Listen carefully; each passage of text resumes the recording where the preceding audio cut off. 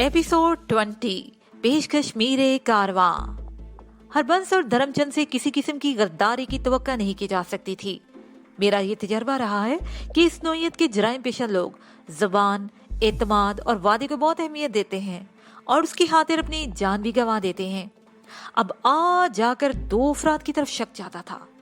इनमें से एक आचर था और दूसरा पीर बख्श। हरबंस ने गांव में दाखिल होकर बड़ी हवेली के फाटक पर इन दो अफराद से पहली मुलाकात की थी। आचर को हदायत की थी कि वो मुझे किशोरी लाल के घर तक पहुंचा दे और पीर बख्श से कहा था कि वो मुलाजमों को बुलाकर ओंठू से स्मगलिंग का सामान उतरवा ले। मेरा जहन किसी हतमी फैसले पर पहुंचने की कोशिश कर रहा था। आचर और पीर बख्श की हैसियत मुलाजमीन की सी थी। इनमें से कोई मुखबरी कर सकता था। ज्यादा ध्यान आचर की तरफ जा रहा था क्योंकि वही हमें किशोरी मकान के मकान तक छोड़ने आया था। मैं इन्हीं ख्यालों में गुम था कि सरहदी मुहाफिज की तेज आवाज ने मुझे चौंका दिया। अब उसके लहजे में दुरुस्ती के साथ साथ तुंदी भी आ गई थी। वो किशोरी लाल से मुखातिब था। पंडित, तुम्हारी आए बाएं शायद तुम्हें एक बहुत बड़ी मुसीबत में मुब्तला करने वाली है। वो पंडित के चेहरे पर निगाह जमाते हुए बोला। अभी तक तुमने मेरे किसी सवाल का दो टोक और वाज़ेह जवाब नहीं दिया। अगर कुछ बका भी है तो लूला, लंगड़ा और नामाकूल। अफीसर का लहजा जहरीला होता चला गया। मैं तुम्हें आखिरी वार्निंग दे रहा हूं, इन दोनों के बारे में ठीक ठीक बता दो। ये उधर से इधर आए हैं या इधर से उधर जाने वाले हैं? अब यकीन करें महाराज, पंडित ने घगयाए हुए लहजे में खुद को बचाने की आखिरी कोशिश की। ये दोनों मेरे मेहमान हैं और आधे गांव से। पंडित बहुत ही मिन्नत अमेज वजाहत कर रहा था। पंडित की मिन्नत अमेज वजाहत अधूरी रह गई। उसी वक्त ऑफिसर रैंक सरहदी मुहाफिज का हाथ उठ गया। एक जन्नाटेदार थप्पड़ पंडित के गाल पर पड़ा और उसके साथ ही ऑफिसर की धाड़ती हुई आवाज सुनाई दी। तुमने बहुत बकबक कर ली पंडित, अब मेरी बारी है। ऑफिसर ने पंडित को एक जोरदार धक्का देते हुए कहा। और मैं जुबान से ज्यादा हाथ पांव से काम लेने का आदी हूँ। पंडित ने दोनों हाथ जोड़कर थरथर कांपते हुए कहा। अगर कोई और मौका होता तो शायद पंडित की हालत इतनी हंसाना होती, मगर इस वक्त वो वाकई रंगे हाथों पकड़ा जा चुका था। वो हमारे बारे में कोई ऐसी वजाहत करने से कासिर था जिससे सरहदी मुहाफिज मुतमईन हो सके। पंडित पर तो बड़ा ही कड़ा वक्तान पड़ा था। ऑफिसर रैंक सरहदी मुहाफिज खा जाने वाली नजरों से पंडित को घूरते हुए बोला। फिर क्या इरादा है किशोरी लाल? तुम यही सब कुछ सच बता दोगे या हेडक्वार्टर? ऑफिसर ने अपना जुमला अधूरा छोड़ दिया और मानिए इस नजर से पंडित को देखने लगा। पंडित कानों को हाथ लगाते हुए बोला। माई बाप जो कुछ पूछना है यही पूछ लो, हेडक्वार्टर जाने की जरूरत नहीं। पंडित ने सरासीमगी में से फौरन ही अंदाजा लगा लिया था कि ऑफिसर ने जिस हेडक्वार्टर का जिक्र किया था वो कोई बहुत ही खतरनाक और तकलीफ दी जगह होगी, क्योंकि ऑफिसर की बात सुनकर पंडित का चेहरा हल्दी की तरह हो गया था। वो बरसों का बीमार नजर आने लगा था। मैं सूरत-ए-हाल की संगीनी का एहसास कर चुका था। ऑफिसर की पुरएतमाद पेशरफ्त और पंडित की मुजरमाना पसपाई हमें किसी बहुत बड़ी मुसीबत में डाल सकती थी। ये मामला पंडित के बस का नहीं था, इसलिए मैंने फौरी तौर पर मुदाखलत जरूरी समझी। ऑफिसर, मैंने शाइस्ता लहजे में सरहदी मुहाफिज को मुखातिब किया। हम तुम्हारे साथ हेडक्वार्टर चलने को तैयार हैं। पंडित ने चौंक कर खौफजदा नजरों से मुझे देखा। दोनों सरहदी मुहाफिज भी हैरत अमेज नजरों से मुझे तक रहे थे। मैं इनकी गुफ्तगू में पहली मर्तबा शामिल हुआ था। इस शमूलियत का सबब यह था कि मेरा जहन मौजूदा सूरत हाल से निपटने के लिए पूरी तरह चाकू चौबंद हो चुका था। मैं पंडित के भरोसे पर किसी मुसीबत को गले लगाने को तैयार नहीं था। ऑफिसर को मुतमईन करने के लिए मैंने एक कहानी गढ़ ली थी। ये फर्जी कहानी हकीकत के बहुत करीब भी थी। हर बात मेरे जहन में बहुत वाज़ेह हो गई थी, चनाचा मेरा मुतमईन नजर आना कोई अचंभे की बात नहीं थी। पंडित किशोरी लाल ने मरियल सी आवाज में मुझे मुखातिब करते हुए कहा। मूर्ख, ध्यान भी है तुम क्या कह रहे हो? हाँ मूर्ख किशोरी लाल, मैंने मजाक उड़ाने वाले अंदाज में कहा। मैं पूरी तरह ध्यान ज्ञान में हूँ। अगर ये ऑफिसर अपनी तसल्ली के लिए हमें हेडक्वार्टर ले जाएगा तो इसमें परेशानी की क्या बात है? फिर मैं ऑफिसर की जाने मुतवज्जा हुआ। क्यों ऑफिसर? अगर मैं यहीं पर आप लोगों के सवालों का इत्मीनान बख्श जवाब दे दूं, तो क्या फिर भी तुम हमें हेडक्वार्टर ले जाओगे? ये तो तुम्हारे जवाब सुनने के बाद ही फैसला किया जा सकता है, ऑफिसर ने कहा। किशोरी लाल बोला, शायद तुम्हारा दिमाग खराब हो गया है। पंडित का इशारा मेरी जानब था। दरअसल पंडित को यकीन हो चला था कि वो बच नहीं सकेगा। पाक रेंजर्स वालों ने बड़े ही नाजुक मौके पर उस पर हाथ डाला था। ये हकीकत है कि मैं भी ये महसूस कर चुका था कि गैर कानूनी तौर पर सरहद पार करके पाकिस्तान में हमारी आमद सरहदी मुहाफिजों से छुपी नहीं रह सकती थी। अगर वो हमारी तलाशी लेते तो मेरे लिबास से धर्मचंद का लिखा हुआ रुक्का बरामद हो जाता, जिसकी तहरीर हमारे हर मन घड़त झूठ की कलई खोल देती। मैंने इन तमाम नुकात को जहन में रखते हुए एक फर्जी कहानी बुनी थी। इस तोजी में इसलिए भी जरूरत महसूस कर रहा था कि मैं अपने वतन में कदम रखने के बाद किसी किस्म की मारा मारी नहीं चाहता था। और जिस तेजी से ये सरहदी मुहाफिज हम तक पहुंच गए थे, इन हालात में मसलहत का तकाजा भी यही था। ताहम इस सूरत हाल में पंडित किशोरी लाल के खिलाफ बयन सबूत सरहदी मुहाफिजों के हाथ आ जाते और जान छुड़ाने की इसकी तमाम कोशिशें नाकामयाब हो जाती। इस पापी पंडित की दस्तगीरी का मुझे कोई शौक नहीं था। किशोरी लाल ने भुनाए हुए अंदाज में मेरे दिमाग के खराब होने की बात की थी, मगर मैंने इसकी बात पे तवज्जो देने की बजाय ऑफिसर से मुखातिब होते हुए कहा, तुम सवाल करो ऑफिसर, मैं जवाब देता हूँ। मेरे पुरतमाद लहजे ने ऑफिसर को हैरत ज़दा जरूर कर दिया था। उसकी उलझन ज़दा हैरत के असरात उसके चेहरे पर बड़े वाज़ेह नजर आ रहे थे। उसे पूछा, तुम दोनों कौन हो, कहाँ से आए हो और तुम्हारे नाम क्या है? ऑफिसर, तुमने तो एक ही सांस में 3 सवालात कर डाले। मैंने ज़ेर लब मुस्कुराते हुए दोस्ताना अंदाज में कहा, दरअसल मैं अपने तर्ज कलाम से मुफाहमत और बेतकल्फी की फिजा कायम करना चाहता था, जिसे मुझे हाथ खा कामयाबी हुई थी। वो मोतदल लहजे में बोला, तुम भी चाहो तो एक ही सांस में सारे जवाब दे डालो। मैंने बदस्तूर मुस्कुराते हुए कहा, हम दोनों मुसलमान हैं, ढाका से आए हैं और हमारे नाम मुराद और कलसूम हैं। मेरे इस जवाब ने पंडित किशोरी लाल के साथ साथ धन्नो को भी वर्ता हैरत में डाल दिया था। ताहम धन्नो ने पलक झपकने में अपनी कैफियत पर काबू पा लिया। वो अब काफी अरसे से मेरे साथ थी, मेरी एक एक अदा और एक एक अंदाज को जानने और पहचानने लगी थी। वो एक लम्हे में समझ गई थी कि मैंने किसी खास मसलहत की बिना पर वो बयान जारी किया है। लिहाजा खामोश रहते हुए धन्नो ने चेहरे पर ऐसे तासरात सजा लिए जैसे वो मेरी बात की तस्दीक कर रही हो। ये इसकी समझदारी थी। पंडित दीदे फाड़े मुझे तक रहा था और उसकी मटका नमा तोंद कुछ और ही गोल हो गई थी। सुरह आंखों में सफेदी खुंड गई थी और नफी में गर्दन हिलाने के बायस उसके सर पर मौजूद बालिश पर चुटिया भी अजीब अंदाज में फुदक रही थी। लगता था जैसे कोई तन्हा पुतली मौज का हेज अंदाज में रक्स कर रही हो। बिला मुबालगा उसके चेहरे पर 13 बज रहे थे, गोया उसके 14 तबक गुल हो चुके थे। मेरे जवाब ने सरहदी मुहाफिज को भी उछलने पर मजबूर कर दिया। वो मुख्तात लहजे में बोले कि तुम दोनों गैर कानूनी तौर पर सरहद पार करके यहाँ पहुंचे हो। तुम्हारा अंदाजा दुरुस्त है ऑफिसर, मैंने कहा। मेरा अंदाज बेबाक था, मगर कहाँ ढाका और कहाँ नगर पार कर ये सरहदी गांव? ऑफिसर के लहजे में उलझन थी। तुम्हारी बात मेरी हलक से नहीं उतर रही, मैंने वजाहत करते हुए कहा। ऑफिसर, ढाका बांग्लादेश में है और नगर पार कर पाकिस्तान में, इसमें समझ ना आने वाली कौन सी बात है?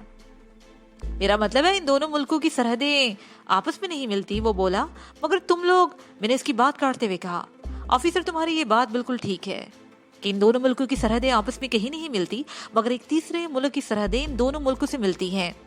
हम इसी तीसरे मुल्क में कठिन और मुसीबत भरा सफर करते हुए यहाँ तक पहुंचे हैं। कितने अफसोस की बात है कि एक जिस्म के 2 बाजू एक दूसरे से कितनी दूरी पर थे।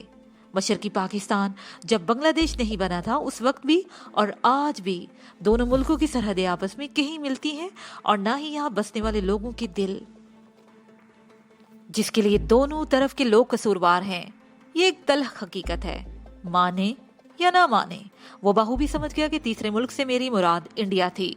पंडित किशोरी लाल की जानिब देखते हुए बोला, और गैर कानूनी तौर पर बॉर्डर अबूर करवाने में तुम्हारी मदद इसी पंडित ने की होगी। तुम्हारी बात किसी हद तक दुरुस्त है, मैंने साफ गोई से काम लेते हुए कहा। इस सिलसिले में गालिब किरदार धर्मचंद ने अदा किया है, जो सरहद के उस पार सुईगाम नामी गांव का मुखिया है। ऑफिसर ने इस बात में सर हिलाते हुए बोला, जानता हूँ, इन लोगों के काम करने का यही तरीकाकार है। अपनी बात खत्म करते ही ऑफिसर ने पंडित को घूरा। وہ جزبز سا ہو کر پریشان ہو کر رہ گیا. ایک ایک کر کے اس کے خلاف ثبوت جمع ہو رہے تھے. اس کا چھٹکارا کسی طور بھی ممکن نہیں تھا. آفیسر نے مجھ سے پوچھا, تمہیں غیر قانونی طور پر سرحد پار کرنے کی ضرورت کیوں پیش آئی؟ مجبوری تھی. میں نے مختصراً کہا. وہ قدر سخت لہجے میں بولا, کیا مجبوری تھی؟ کہ تم دونوں کسی غیر قانونی دھندے میں ملوث ہو؟ قطعاً نہیں. میں نے دو ٹوک انداز میں کہا, ہماری مجبوری یہ تھی کہ بنگلہ دیش سے بھی غیر قانونی طور پر سرحد پار کر کے انڈیا میں داخل ہوئے تھے. مجبوری کی وضاحت کرو. افیسر نے کہا.